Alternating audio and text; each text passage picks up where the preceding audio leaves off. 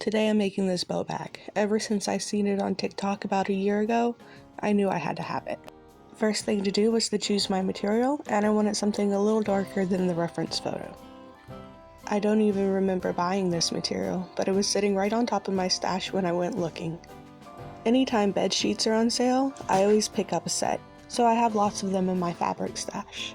I went ahead and grabbed one that I had already cut into for a dress and paired it with the fabric I had chosen. I'll link the TikTok tutorial that I followed in the description. She really gives excellent instructions. I watched it many times and took notes. However, I was too eager to start my project and I ended up cutting out my pieces incorrectly. These are the dimensions that she gave.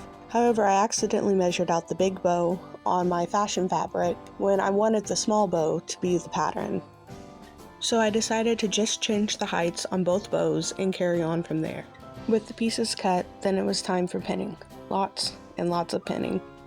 And because I'm at my kitchen table, I didn't have my usual rig for filming, so I just used my phone stand and got what angles I could with that. Sewing the 4 panels together was probably the easiest part of this project. After sewing, I stuffed both the rectangles that will become the bags, and I think I might have overstuffed them just slightly, but I like the way that they came out. This is going to be the small bow, and I love the way that it looks and feels.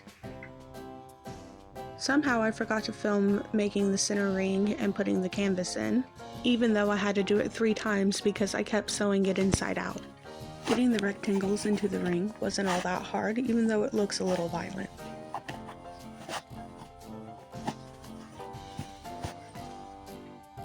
The bag is looking super chunky, and my kids thought it was a pillow at first.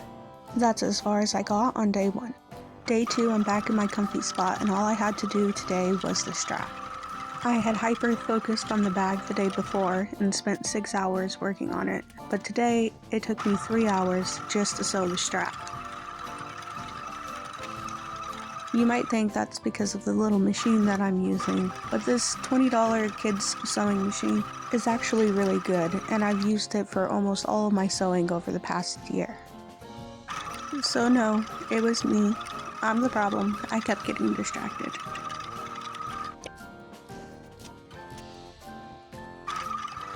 Finally though, I was finished sewing this mile-long strap, and I could finally celebrate being done with my bag.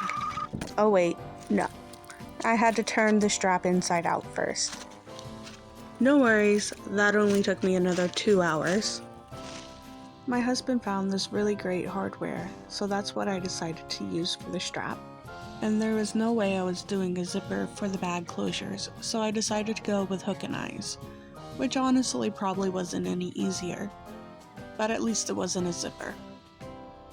I had used a pin to hold down the hook side of the hook and eye, and it made it really easy. I hoped that I could use it with the loop side, but unfortunately I just could not get it and eventually gave up and just sewed it down.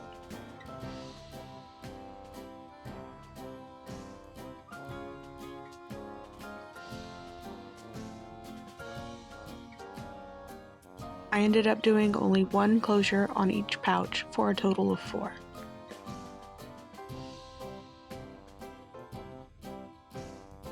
Finally though, my bag was complete and my daughter helped me get a few pictures outside.